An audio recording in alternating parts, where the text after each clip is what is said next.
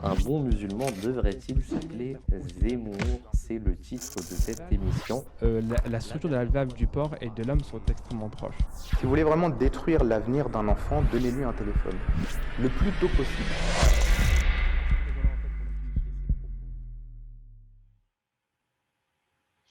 Assalamu alaikum. Bonjour, chers téléspectateurs, chères téléspectatrices. Bienvenue à notre émission Islam en vrai du vendredi soir où nous continuons notre saga sur la vie du saint prophète Mohammed sallallahu alayhi wa sallam. Précédemment, nous avions évoqué des points après la bataille de Uhud et cette fois-ci, nous allons approfondir certains points concernant le saint prophète Mohammed sallallahu alayhi wa sallam. Et pour cela, nous sommes accompagnés de Bilal Chaudhry, Bilal Akbar Morabi Saheb, ici présent. Assalamu alaikum. Wa alaykoum assalam wa rahmatullah. Et nous sommes également présents auprès avec El Hajj Saheb. Assalamu alaikum. Wa alaykoum salam wa rahmatullah. Jazakallah. Donc pour poursuivre cette fameuse saga, la première question que je vais vous poser, c'est pouvez-vous nous expliquer l'histoire de la lapidation d'un couple juif pour adultère? Morabi Saeb, si vous pouvez commencer. Oui. Assalamu alaikum wa rahmatullah.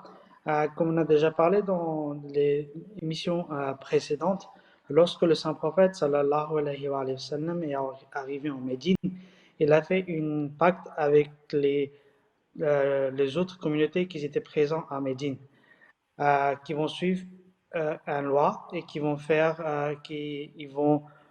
ils avaient considéré le saint prophète sallallahu alayhi wa sallam comme leur leader politique, le juge, et tous les querelles qui se passaient venaient auprès du saint prophète sallallahu alayhi wa sallam pour être décidés. Et ça a été décidé que le sort de chacun sera décidé par rapport à leur propre livre.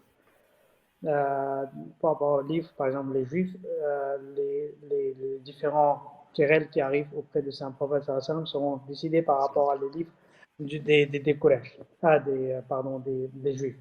Donc, à ce sujet, il y a une histoire qui s'est passée, c'est que un querelle est arrivé auprès du saint prophète sallallahu alayhi wa sallam que deux personnes, une femme et un homme, ont commis l'adultère.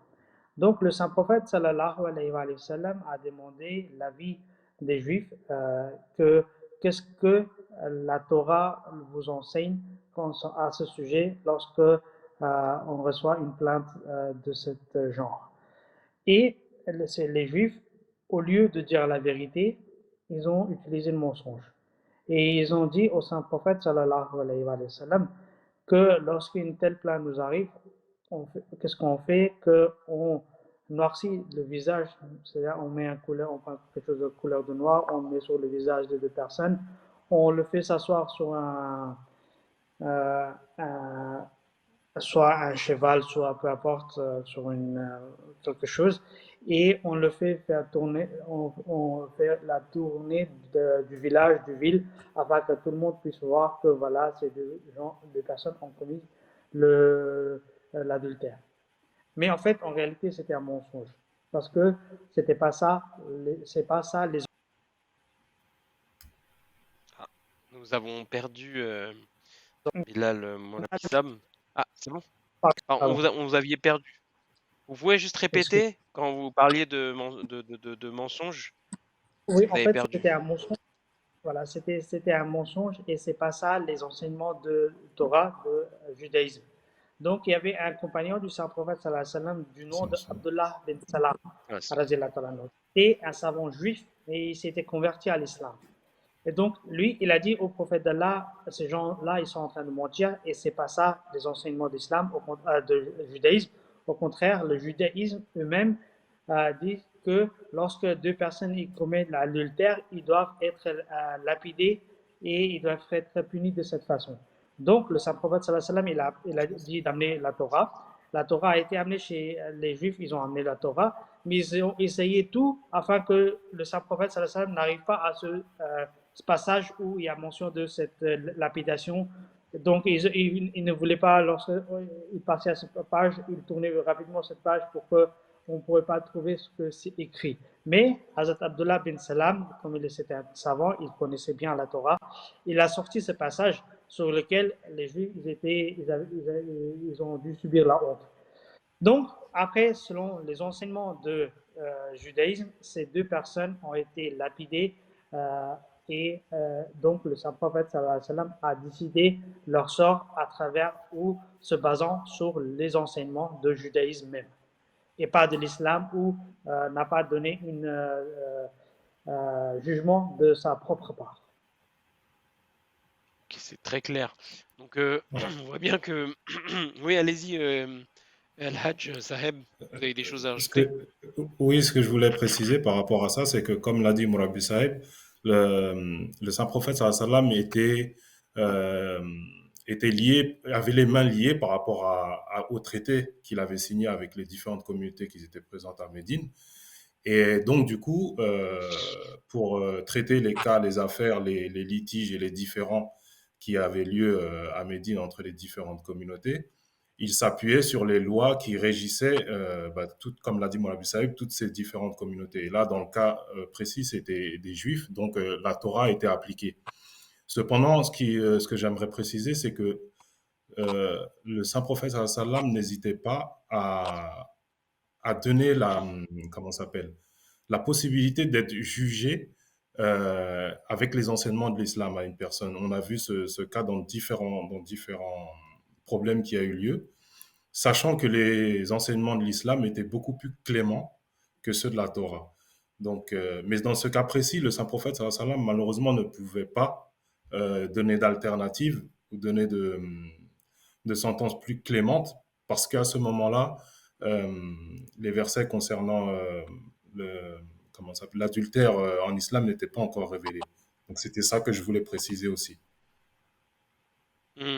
Ah oui, d'accord. Donc oui, ils avaient. C'est très important le point que vous précisiez, parce que ça signifie que il n'avait même pas, enfin le saint prophète Mohammed sallallahu alayhi wa sallam n'avait même pas d'alternative du coup par rapport à ce jugement-là. Donc c'est même clairement, c'est pas un jugement qui est lié à la religion islamique, mais à la religion judaïque et le saint prophète sallallahu alayhi wa sallam était lié par les traités. Et en plus de ça, il n'y avait pas de toute façon de loi révélée par rapport à ce cas de figure-là. Donc c'est très clair. Il y a Il ne également pouvait une pas non, deuxième question. Oui, oui, allez-y, allez-y, il ne, allez-y. je voulais dire, il ne pouvait pas non plus ignorer en fait ce fait. Il était obligé de statuer et de donner un verdict en fait. Non, mais c'est clair, il n'avait pas le choix. C'était un... Parce que ça répond à une certaine allégation, parce que comme il y a un manque de précision, les gens peuvent dire que c'est le saint prophète Mohammed sallallahu alayhi wa sallam qui a décidé de cela. Or, là, Exactement. au moins, on clarifie que oui, ça a été en tant que juge, mais en tant que juge, pas dans un contexte où d'une part, comme on a dit, c'était le fait dans le traité de dire que chacun pourra juger en fonction de la religion, mais également du fait qu'il n'y avait pas de toute façon de loi qui permettait de pouvoir juger ça. Au moins, on clarifie ce point-là. Jazakallah. J'ai également une autre question. Euh, Pouvez-vous nous expliquer les raisons et comment s'est passée la bataille de Dumatul Jandal, Morabi Saeb? Oui, en fait, les batailles que le saint prophète sallallahu alayhi wa sallam a menées jusqu'à ici, jusqu'à ce moment, c'est-à-dire la bataille de Uhud, c'était tous des batailles défensives. C'est-à-dire que les autres gens, ils avaient attaqué le saint prophète sallallahu alayhi wa sallam, les musulmans, et les musulmans, ils sont sortis juste pour se défendre. Mais là, la situation avec la bataille de Domatul Jandal a changé. Donc, cette bataille, cette expédition s'est produite dans l'année 5 de Hijra. Et Daumatul Jandal est un lieu sur la frontière entre l'Arabie et le Syrie. Et cet lieu se trouve à 15 ou 16 jours de voyage de Médine. C'est-à-dire que c'était tellement loin. Donc jusqu'à là, le saint prophète sallam, toutes les expéditions qu'il avait fait, c'était soit dans le Najd, c'est-à-dire dans la région de Najd, qui se trouve pas très loin, c'est-à-dire c'est pas très loin et dans la proximité de Médine, etc. Donc les voyages n'étaient pas longs. Mais cette fois-ci, le saint prophète sallallahu alayhi wa sallam a pris le voyage qui a duré pendant 15 à 16 jours, c'est-à-dire juste pour une chemin, c'est-à-dire pour le retour encore 15 ou 16 jours, c'est-à-dire le saint prophète sallallahu alayhi wa sallam était absent de Médine pendant 1 mois ou plus. Donc ce qui s'est passé que à Damatul Jandal, il y avait des gens qui faisaient le pillage et attaquaient les caravanes qui passaient à travers cela. Parce que c'était une route à travers laquelle les gens empruntaient pour aller en Syrie pour faire leur business, pour faire la commerce. Et ces gens, les attaquants, les voleurs, avaient utilisé ce moyen pour attaquer ces caravanes et le piller et prendre tout ce qu'ils avaient gagné, tout leur argent et leurs biens, etc., etc. Donc, le saint prophète sallallahu alayhi wa sallam a demandé l'avis de ses compagnons et il a demandé qu'est-ce que eux ils pensaient de cela. Et donc on voit qu'il y a 1000 personnes 1000 sahaba compagnons qui se sont présentés à partir avec le saint prophète sallallahu alayhi wa sallam, ce qui montre que la majorité était d'accord avec le saint prophète sallallahu alayhi wa sallam qu'il faut y aller afin de faciliter, afin d'enlever cette mauvaise chose qui se passait. Parce que non seulement les non-musulmans empruntaient cette chemin, mais les musulmans aussi, qui allaient en voyage ou qui faisaient la commerce, avaient besoin de ce chemin pour faire la commerce. Mais surtout pour les non-musulmans, que le saint prophète sallallahu alayhi wa sallam, il a décidé d'aller faire cette expédition parce que vous savez, les musulmans, les Mécois, les non-musulmans, leur seul moyen de revenu, c'était à travers la commerce. À part ça, il n'y avait pas grand-chose en Arabie. Vous savez, c'est le désert partout. Donc, ils n'avaient pas beaucoup de moyens ou de grand-chose pour faire la commerce dans leur pays même. Donc, c'était une chose très importante, un chemin très important pour les Mécois, pour tous les gens de l'Arabie. Donc, pour le bienfait de toutes les personnes, tous les gens, tout le peuple, le saint prophète sallallahu alayhi wa sallam a pris environ 1000 compagnons avec lui et il a entrepris cette expédition vers Damatul Jandal. Mais comme vous le savez, malgré que le saint prophète sallallahu alayhi wa sallam, il est parti vers cet lieu, après la bataille d'Uhud, on avait vu que les musulmans, ils n'étaient pas en surplus de l'argent ou des biens ou des choses à manger. Donc c'était vraiment une expédition que les musulmans ils ont fait en subissant toutes sortes de pertes. C'est-à-dire il y a même des jours qui arrivaient pendant cette expédition que les musulmans n'avaient rien à manger. Les compagnons ils disent des fois on mangeait une seule date pendant toute la journée et on gardait le noyau de la date dans notre bouche et on le suçait pendant toute la journée afin de sentir qu'on a quelque chose à manger, quelque chose dans notre bouche et que la faim nous gêne pas autant. Donc, le saint prophète sallallahu alayhi wa sallam, il a entrepris ce voyage, ils ont allé là-bas et ils ont enlevé cette crainte, cette mauvaise, cette gens qui étaient présents là-bas, qui gênaient les gens à faire la commerce. Et le saint prophète sallallahu alayhi wa sallam est revenu de là-bas après 1 mois de voyage.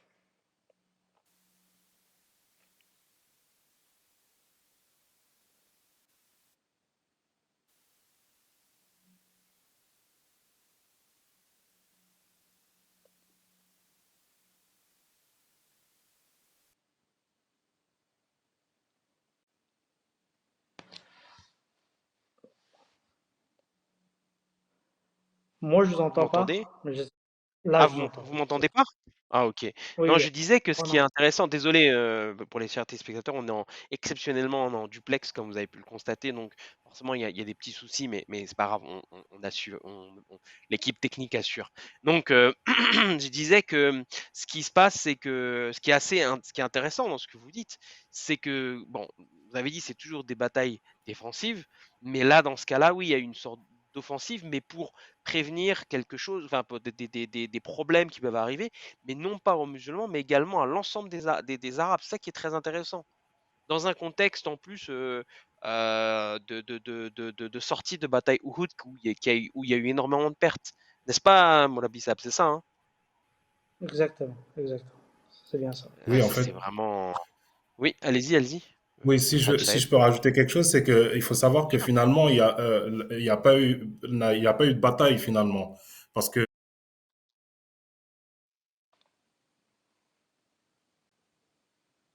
ont eu vent que le saint prophète sallam et son armée venaient vers eux. Est-ce que vous pouvez juste, Donc ils ont... excusez-moi, on a un petit problème excusez-moi de vous interrompre, Al-Hajj Saeb, mais on a un tout petit Oui. problème technique qu'on vous a pas entendu au début. Est-ce que vous pouvez juste répéter? Oui, donc je disais que en fait, il faut savoir que cette bataille n'a pas eu lieu finalement, car Ah, les d'accord. pilleurs qui étaient sur place ont entendu, ont eu vent que le saint prophète sallam avait préparé une Ah, armée c'est bon. et qu'il se dirigeait vers eux. Donc, ils ont quitté les lieux. Donc, du coup, même avant que le saint prophète sallam arrive, comme c'était un long voyage, ils avaient déjà quitté les lieux et arrêté les pillages. Donc, lorsque le saint prophète sallam et ses compagnons sont arrivés à cet endroit-là, ils ont trouvé une personne, je crois, qui était là, qui gardait du bétail, en fait. Et au-delà du fait d'avoir arrêté en fait ce mal, arrêté ces pilleurs, la présence du saint prophète sallam et de ses compagnons a été une occasion de pouvoir aussi transmettre le message de l'islam dans cette région-là et d'établir des connexions également avec les gens de cette région. Et, la démarche qu'a eu le saint prophète sallam en allant, en faisant cette expédition, ça rejoint un de ses enseignements qu'il a dit dans un hadith, dont j'ai pas la référence sous les yeux. Il dit que celui d'entre vous qui voit un mal être commis, s'il le peut, qu'il l'arrête avec sa main.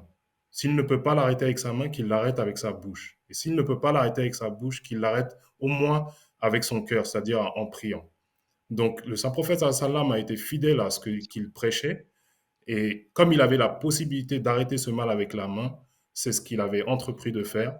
Mais donc, finalement, il n'a pas eu besoin d'en venir aux mains et le mal s'était arrêté.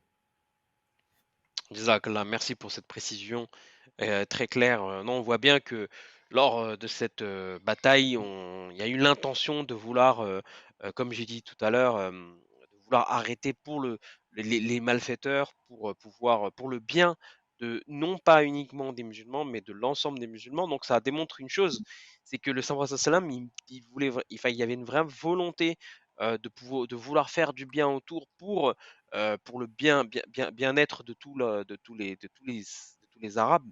Et d'autre part, qu'il y avait aussi en plus une consultation de l'ensemble des compagnons pour pouvoir y aller, malgré la difficulté, malgré la défaite qu'il y a eu, enfin défaite, non, malgré bah oui, on peut dire la défaite de la bataille d'Uhud et les conditions compliquées que vivait le saint prophète Mohammed sallallahu alayhi wa sallam, mais et par de ce biais-là, il y a eu aussi, bien sûr, le fait de répandre l'islam à travers cette région. Donc c'est très intéressant et surtout que c'était très loin aussi, donc c'était pas évident. On va aborder, est-ce que vous avez d'autres choses à préciser, Moulabi Sab ou Al-Hajj Sab, ou c'est on Non, c'est bon. bascule sur la prochaine question. Ok, donc on va basculer sur la prochaine question qui est, pouvez-vous nous parler des demandes des Quraysh lorsqu'il y a eu une famine et la réaction du saint prophète Mohammed sallallahu alayhi wa sallam, El-Hajj Saheb? Oui, en fait, alors, concernant la famine qu'il y a eu à la Mecque, il me semble qu'il y a eu deux épisodes, au moins deux épisodes de famine sévère à la Mecque à cette époque-là. Et concernant celle-ci, il faut savoir que c'était vraiment une période très, très difficile. Les habitants de la Mecque étaient réduits, surtout les plus pauvres d'entre eux, étaient réduits à manger de la charogne ou à manger de la peau. En fait, ils étaient réduits à manger ce qu'ils pouvaient, ce qu'ils trouvaient et qu'ils arrivaient à consommer. Et dans ce contexte-là, vu que cette famine perdurait, les Mécois, conscients du fait que le saint prophète sallam était en réalité le prophète d'Allah et qu'il était venu comme une miséricorde pour l'humanité, ils savaient qu'ils avaient en tout cas peut-être l'impression que c'était un châtiment qu'ils subissaient de la part d'Allah. Et, à ce moment-là, lorsqu'ils avaient perdu espoir et qu'ils pensaient qu'ils n'allaient pas se sortir de cette famille, Abu Sufyan est parti voir le saint prophète sallam au nom de tous les Mécois en lui demandant de bien vouloir prier sur la base des liens de fraternité qui les liaient. Donc, le saint prophète sallam a prié pour que Allah lève la famine et qu'il vienne en aide aux Mécois. Il a également aussi envoyé des vivres, il a envoyé de l'argent. Donc, il a aidé en prière et aussi financièrement les Mécois à pouvoir se sortir de cette difficulté qu'était la famine. Ici, je voulais préciser que le fait que Abu Sufyan, l'ennemi juré du saint prophète sallam, dans ce contexte, aille le voir pour lui demander des prières, cela souligne deux choses. Ça souligne le fait qu'il était conscient que le saint prophète sallam ne détestait pas les Mécois, mais il détestait les idoles que les Mécois adoraient. Il était venu en tant que messager d'Allah pour faire régner l'unicité de Dieu. Et Abu Sufyan et les Mécois étaient conscients de cela. Ensuite, il savait que le saint prophète sallam avait un amour profond pour ses parents, un amour profond pour les Mécois et pour la Mecque aussi. Donc, c'est ces deux choses-là qui l'ont poussé à aller voir le saint prophète sallam, sachant pertinemment que le saint prophète sallam n'allait jamais refuser de venir en aide à sa nation. Et donc, cela souligne aussi le fait que il savait aussi qu'il était véridique. Il le connaissait avant qu'il soit prophète. Il savait qu'il était bon et qu'il était vertueux. Mais la pression sociale, le poids de la pression sociale fait que ils sont entrés en guerre contre lui parce que comment osait-il remettre en question la religion qu'ils avaient toujours pratiquée, c'est-à-dire l'idolâtrie, eux, leurs parents et leurs aïeux en fait. C'est très clair. Une question par rapport à cela, ça a duré depuis combien de... Cette famine-là a duré combien de temps? Vous savez pas, non? Le laps de temps qu'a duré cette famine, je n'ai pas, j'ai pas la référence sous les yeux. En tout cas, dans un hadith rapporté par Bukhari, ça a duré plusieurs jours au point où Abu Sufyan se rend vers le saint prophète sallam pour lui demander des prières. C'est que ça a dû durer une certaine Ouais, période une et durée. je pense Voilà. exactement. Ouais. Oui, pardon, Oui, pardon. certainement. Mais Oui, pardon. Je voulais juste rajouter non, que non, allez-y, certainement allez-y, allez-y, allez-y. les famines, ça ne passe pas sur quelques jours. Parce que certainement, les gens, souvent, ils ont de manger à la maison ou vous trouvez des choses qui, dans les magasins, etc., ou dans le marché. Donc, certainement, cette famine a duré plus longtemps parce qu'on voit que le saint prophète, sallallahu alayhi wa sallam, lorsqu'il est parti pour Dhammatul Jandal, dans le 5 Hijr, cette famine, il était déjà en place. En fait, cette famine a commencé en Zulqa'da de le 4e Hijr et a duré juste même après que le saint prophète sallallahu alayhi wa sallam, il est revenu de Dhammatul Jandal. C'est-à-dire, cela montre que ça a duré sur plusieurs mois, cette famine.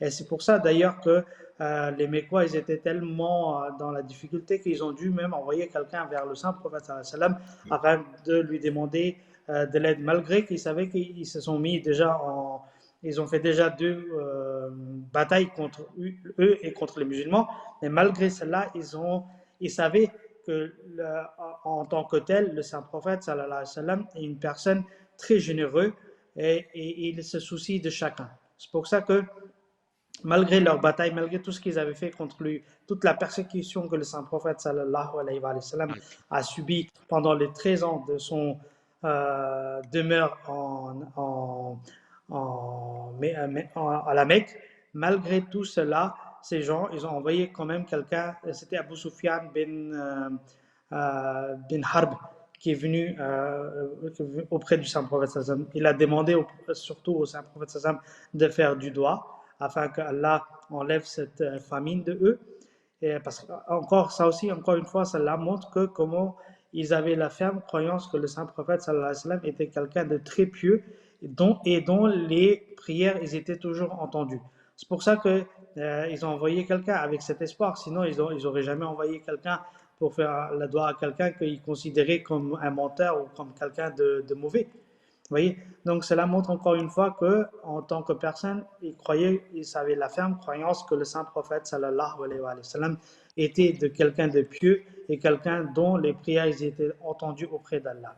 Après, la différence qu'ils avaient, c'était se baser sur les enseignements islamiques et non pas contre le personnage du saint prophète sallallahu alayhi wa sallam. Ça, c'est- Ouais, c'est ça. Et est-ce que j'ai une question justement par rapport à ce sujet-là? Est-ce que ça, enfin moi je me mets à la place d'une personne qui est à cette époque, je vois cela, je me dis mais cette personne-là elle doit être véridique pour faire ça, pour avoir subi autant de préjudice par les Quraysh. Moi en tout cas, pour moi ce serait un signe de véracité. Est-ce que cet acte-là a eu quelles ont été les répercussions de ces actes-là? Je ne sais pas si si vous pouvez nous répondre à ce sujet-là. Mouabissa ou El Hajj Saheb.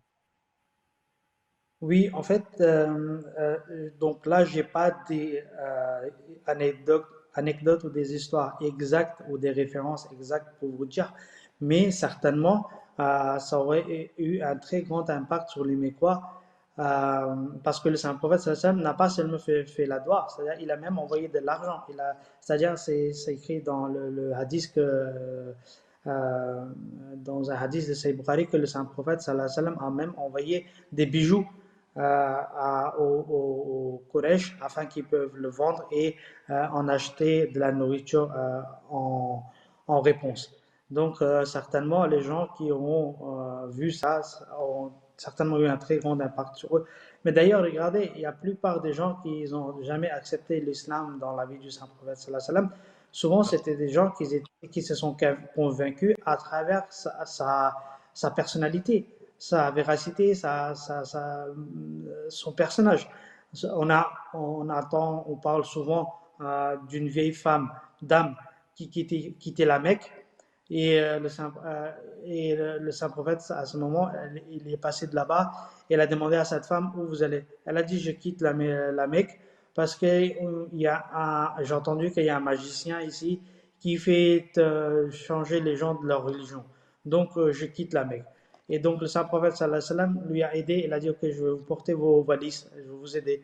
Et donc il a pris ses valises, il a aidé et ils ont sorti de la Mecque. Et sur tout le chemin, cette vieille dame, elle n'a fait que abuser cette personne parce qu'elle-même, elle ne savait pas que la personne dont elle a vu, c'est la personne qui est à côté de moi qui est en train de m'aider.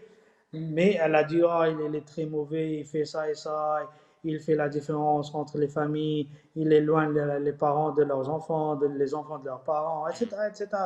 Vous savez, comme les vieilles dames, elles font. En tout cas, donc, sur toute la chemin, elle a abusé comme ça. Mais le saint prophète, sallallahu alayhi wa sallam, n'a dit même pas un seul mot. Et lorsqu'une fois arrivée un peu dehors de la ville, ou peu importe où elle voulait aller, la vieille dame, elle a demandé, je n'ai pas à te demander qui tu es, parce que sur tous les chemins, tu m'as écouté, mais toi-même, t'es qui? Et le saint prophète sallallahu alayhi wa sallam a répondu, moi, je suis le magicien dont vous parlez. Le saint prophète sallallahu alayhi wa sallam, il a dit seulement ça. Et regardez quel impact ça a eu sur la dame. Elle a dit tout de suite que j'accepte que tu es le prophète d'Allah et qu'il n'y a qu'un seul Dieu et toi, tu es le messager d'Allah. Donc effectivement, les gens, oui, la plupart des gens qui ont accepté le saint prophète, c'est à travers sa personnalité, son bienveillance envers les gens. C'est un point très, très important, c'est que ce que les gens oublient souvent, c'est que en fait, un prophète, au-delà des miracles qu'on peut attendre physiques, c'est aussi les miracles du comportement, et le fait qu'après ses compagnons aussi réitèrent ces mêmes miracles de comportement. C'est ça le vrai, comme on dit dans le Coran, ranimer les morts en fait. Je fais un parallèle parce que souvent les gens prennent les choses de manière très littérale, mais en fait on voit bien que c'est ça, être ranimer les morts, c'est ranimer les morts spirituellement à travers des comportements qui ne sont pas habituels, pour montrer la beauté en fait de l'âme humaine et la beauté de l'islam, ce que ça peut apporter à l'âme humaine. Et c'est très important de le souligner. Et Jazakallah Morabissa. Et je voulais aussi peut-être faire un parallèle qui peut être très intéressant, c'est, si je ne me trompe pas, c'est par rapport à Hazrat Moussa alayhi salam, donc Moïse, où même le pharaon avait subi si je ne m'abuse, si je ne me trompe pas, une famine, et il avait demandé à Moïse, alayhi salam, de prier pour lui, pour arrêter cette famine. N'est-ce pas, hein, El Hajj Saheb, Moulay Bissab El Hajj Saheb, pardon. Oui, en tout cas, en fait, comme je le disais tout à l'heure, c'est que là, vous parlez de Pharaon et de Moïse. En fait, on sait très bien qu'à la fin, Pharaon a prié, il a dit qu'il, au moment où il savait que c'était la fin pour lui, lorsqu'il était dans la mer et qu'il a été sur le point de se noyer, il a dit qu'il croit en Dieu, au Dieu de Moïse.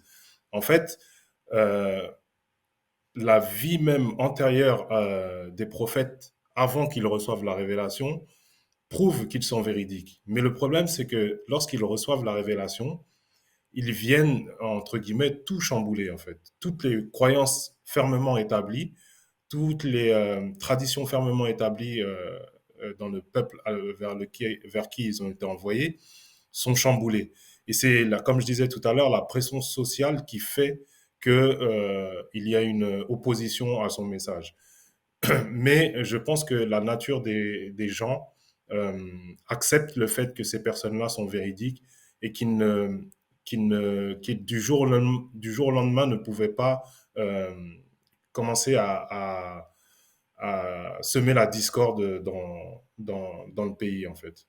Donc oui, je pense que même c'est le cas pour tous les prophètes, leurs ennemis avaient quand même, je pense, au fond d'eux, un certain degré de croyance en la personne du prophète.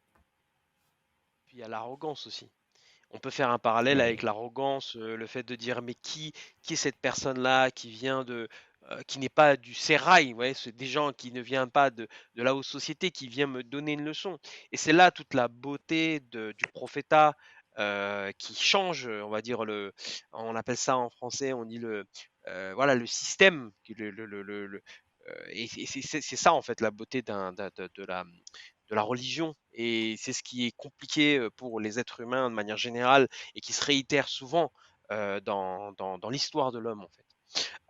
C'était pour faire un parallèle qui est important, je pense, concernant les autres prophètes. Euh, donc j'ai également une question, c'est il y a des historiens tels que Monsieur Mouir, Monsieur Margoliouth, qui ont allégué que le saint prophète Mohammed sallallahu alayhi wa sallam inventait des révélations pour ses propres intérêts. Que pouvez-vous nous dire à ce sujet? El Hajj Saheb, ou commencer après Moulay Bissab, bien évidemment.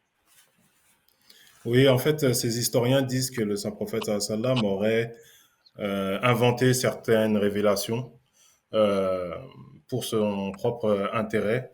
Or, je pense notamment au cas du mariage, de son mariage avec Zainab, qui était sa cousine. Et, entre autres, donc ce sont des versets qu'ils disent qu'il aurait inventé pour son propre intérêt, à Dieu ne plaise. Mais ce qu'il faut savoir, c'est que le saint prophète sallam à plusieurs reprises dans le Saint Coran, Allah le rappelle à l'ordre. Il faut rappeler que le saint prophète sallam est un être humain, était un être humain. Et que malgré le fait qu'il était prophète et qu'il avait ce lien intime avec Dieu, il restait un être humain. Et Allah, dans le Saint-Coran, à plusieurs reprises, l'a rappelé à l'ordre, lorsqu'il agissait d'une manière qui n'était pas, on peut dire, convenable pour son statut. On peut lire notamment dans un verset de la Sourate Al-Ahzab où Allah dit, justement concernant le cas du mariage avec Zainab, c'est-à-dire Allah dit « Wa tarsha nas wallahu ahaqqu an tarsha » Ô messager, tu as peur des gens alors que seul Allah mérite d'être craint. Ici, on voit bien que si jamais c'était pour son propre intérêt, le saint prophète sallam aurait dissimulé cette révélation. Il ne l'aurait pas parce que si c'était sa propre crédibilité ou son propre statut qui l'intéressait, alors à ce moment-là, il n'aurait pas révélé ce verset aux croyants. Mais au contraire, ce verset, il l'a reçu et il l'a transmis. On peut lire aussi dans une autre sourate, la sourate At-Tawbah, où Allah dit Afallahu anka lima azinta lahum, concernant des compagnons qui avaient émis le souhait de rester en arrière pour éviter d'aller à une bataille. Et le saint prophète sallallahu alayhi wa sallam leur a donné la permission de rester en arrière. Et Allah leur rappelle à l'ordre ici, ô messager, pour Allah te pardonne. Donc ça, c'est aussi un style du Saint-Coran que Allah, avant de réprimander aussi, réconforte. Il lui pardonne pour leur avoir donné la permission de rester en arrière. Mais il dit, pourquoi leur as-tu donné la permission avant d'avoir pu distinguer ceux qui disent vrai de ceux qui mentent? Donc, encore une fois ici, vous voyez, le saint prophète sallallahu alayhi wa sallam a pris une décision. Il a accordé le fait de pouvoir rester en arrière à certains de ses compagnons qui étaient soi-disant en passant des hypocrites, de rester en arrière. Et il reçoit une révélation qui le rappelle à l'ordre. Pourquoi leur as-tu donné cette permission? Mais il n'a pas dissimulé ce verset. Il aurait pu le dissimuler, mais il ne l'a pas dissimulé. Au contraire, encore une fois, il l'a transmis. Je peux citer aussi un autre cas où le chef des hypocrites à Médine, qui s'appelle Abdullah bin Ubay bin Saloul, est décédé. Le saint prophète sallam a prié sur sa dépouille, malgré le fait qu'il était manifestement contre le saint prophète sallam. Mais le fait qu'il l'avait accepté, qu'il avait fait son serment d'allégeance au nom du saint prophète sallam, le saint prophète le traitait comme son compagnon. Donc lorsqu'il est décédé, il a dirigé sa prière funéraire. Et Allah, encore une fois, lui a révélé le verset suivant, « Wala tusalli ala ahadim minhum mata abada, wala taqum ala qabri » Désormais, ne dirige pas la prière funéraire de quiconque parmi eux, c'est-à-dire ces hypocrites, et ne reste pas debout près de leur tombe pour prier. Vous voyez encore une fois un verset qui réprimande, on peut dire, le saint prophète, mais il ne l'a pas dissimulé. Ouais, c'est clair, on voit que ça ne dissimule pas. Enfin, si c'était dans une volonté de vouloir mettre son leadership, donc son intérêt, comme on l'a dit, il n'y aurait clairement pas ces versets. Enfin, moi, je trouve ça logique. Je veux dire, en même temps, si c'était moi et je voulais, je l'aurais clairement pas mis. Et je pense que n'importe qui n'aurait pas mis ces versets. Et ça alhamdoulilah, enfin, en tout cas, c'est une très, alhamdoulilah, c'est quand même une preuve euh, claire que oui, c'est une révélation de Dieu et pas à son intérêt. Maintenant, je veux vous également avoir le point de vue de Morabi Saeb. En fait, dire Al-Hadsab, c'est totalement correct, effectivement comme ça. Regardez, si quelqu'un il est en train de mentir, il fait tout dans sa possibilité de présenter soi-même que comme si c'est une personne qui ne fait aucune erreur. Or que on voit que le saint prophète sallallahu alayhi wa sallam, dans sa vie, il y a eu des décisions lesquelles Allah il a contrées dans le Saint Coran même. Si le saint prophète sallallahu alayhi wa sallam était quelqu'un qui avait forgé de la révélation ou qui faisait rentrer des paroles de sa propre foi dans le Saint Coran, alors il n'aurait pas pris ces révélations, ces versets dans le Saint Coran. Il aurait dit de laisser, il aurait dissimulé ces versets, il n'aurait jamais dit à quelqu'un que cela lui a été révélé. Donc, effectivement, comme Al-Hassab a clairement mentionné les différents cas avec le mariage avec Hazrat Zainab, le cas d'Abdullah bin Ubay bin Saloul, le cas lorsque les musulmans sont partis pour la bataille de Tabouk, et il y a des hypocrites qui n'ont pas voulu aller à cause du peur ou une autre raison quelconque. Ils ont demandé la permission, le saint prophète il a donné la permission, mais Allah a dit pourquoi tu les as donné. C'est-à-dire au contraire, au lieu de dire que tu as bien fait, si le saint prophète lui-même il aurait dit, créé la révélation, au lieu de dire ça, pourquoi tu as donné l'autorisation, il aurait fait écrire que c'était une très bonne décision de ta part. Une chose dans ces lignes-là. Mais on voit clairement que non, c'était contre ce que la parole du saint prophète sallallahu alayhi wa sallam. Puis, à une occasion, à la bataille de Uhud, lorsque le saint prophète sallallahu alayhi wa sallam, il a subi des blessures, etc., il a prié contre. Ça coupe un petit peu. Malabissab, Al-Hajjab, ça coupe aussi de l'autre côté, hein, j'imagine. Donc, moi, c'est bon, alors c'est désolé, vrai, on a des petits problèmes techniques, comme je vous ai dit tout à l'heure, on est en duplex à titre exceptionnel, mais si vous voulez compléter El Hajj Saeb, n'hésitez pas. Oui, en fait, ce que je voulais aussi ajouter, c'est que les révélations aussi souvent du Saint-Coran, était aussi en accord avec ce que désirait le saint prophète sallallahu alayhi wa sallam. Et ça, c'est pas étonnant en fait que beaucoup de révélations, beaucoup d'injonctions d'Allah soient en accord avec ce que le prophète voulait. Vous savez, souvent, même en tant qu'être humain lambda, si je puis dire, lorsqu'on est lié à une personne d'une certaine manière par l'amitié ou par les liens même du sang, on a souvent les mêmes pensées, il n'est pas rare de dire que, par exemple, j'allais dire la même chose. Par exemple, vous discutez avec un ami qui sort une phrase et vous dites j'allais dire exactement la même chose. Parce qu'il y a cette connexion entre nous, donc forcément la nature de l'être humain fait que lorsqu'il est lié à une certaine personne ou une certaine connexion, fait en sorte que souvent bah, on pense la même chose. Et Allah en plus le souligne ce fait dans le Saint-Coran. Il dit Fitrat Allah allati fatara nas alayha. Ceci est la nature d'Allah, la nature selon laquelle il a créé l'humanité. Donc, cette nature fait que lorsque cette religion a été révélée sur cette nature même dont Allah, sur la base de laquelle Allah a créé l'humanité, fait en sorte que souvent, les personnes croyantes qui avaient ce lien fort avec Allah et son prophète à cette époque-là, avaient, comment dire, souvent des désirs qui étaient en accord avec la révélation qui était en cours à cette époque-là. Donc, on peut lire, par exemple, dans un autre verset, où Allah dit dans la sourate Baqarah, certainement, nous te voyons tourner ton visage vers le ciel.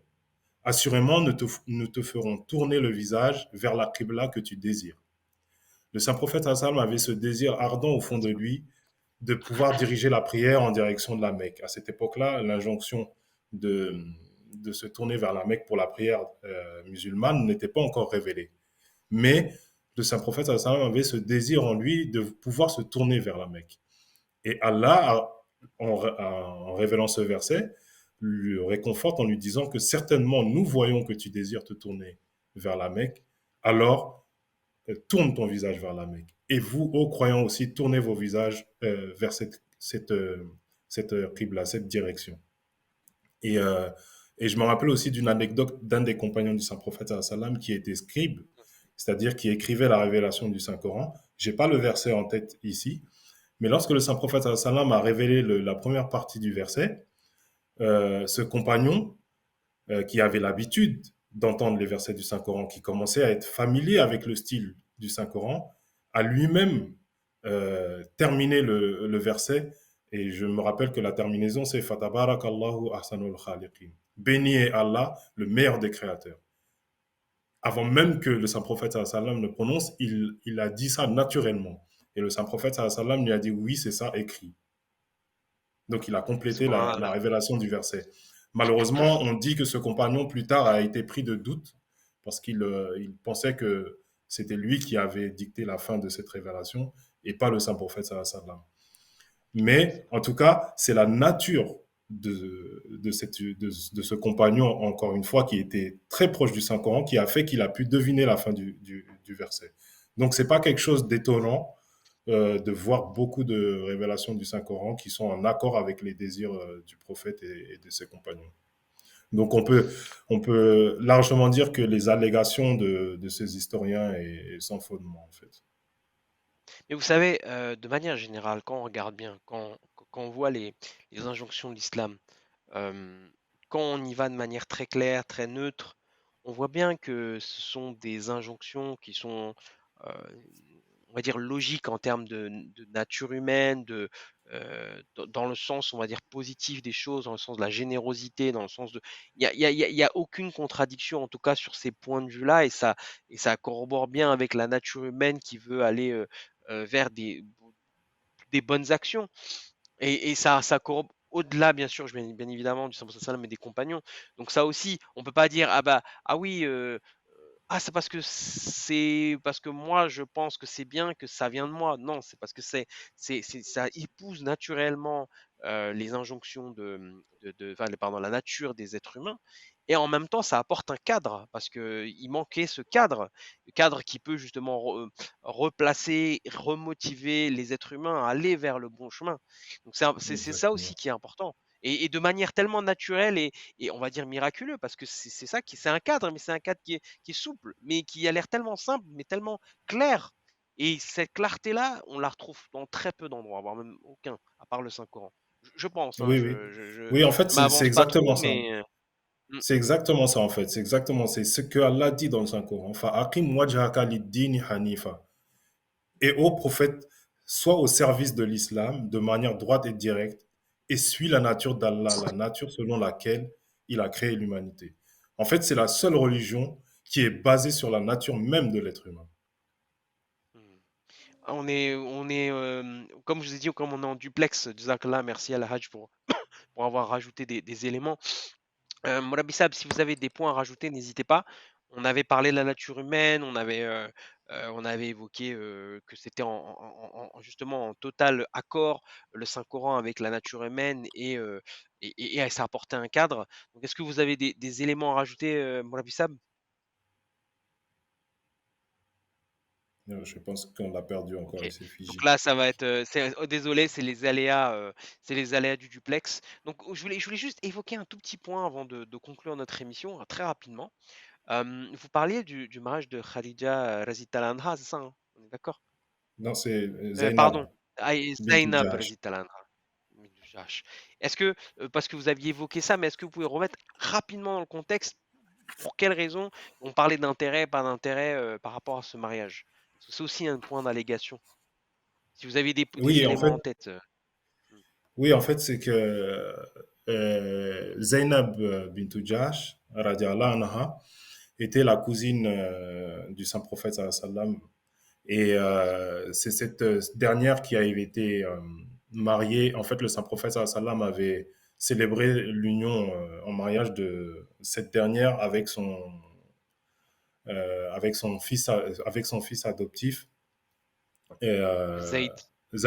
Zaïd, avec son fils Zaïd, qui était son fils adoptif. Et donc, du coup, lorsqu'il a célébré ce mariage, il faut savoir que dans le contexte, à l'époque, euh, elle faisait, c'est-à-dire Zainab, faisait partie la famille Quraysh, donc des nobles, ils étaient considérés comme des nobles à la Mecque à cette époque-là.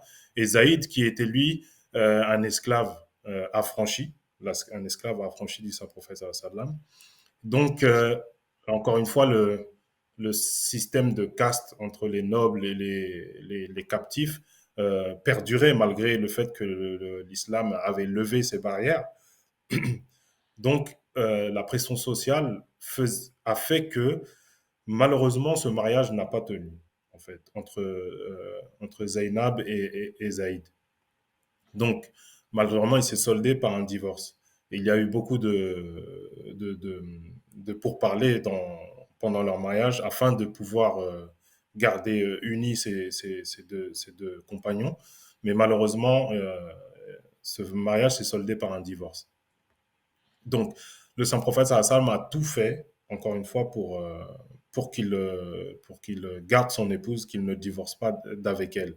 Mais la pression était tellement énorme que, en fait, la relation matrimoniale entre les deux se dégradait et prenait un tournant un peu plus négatif.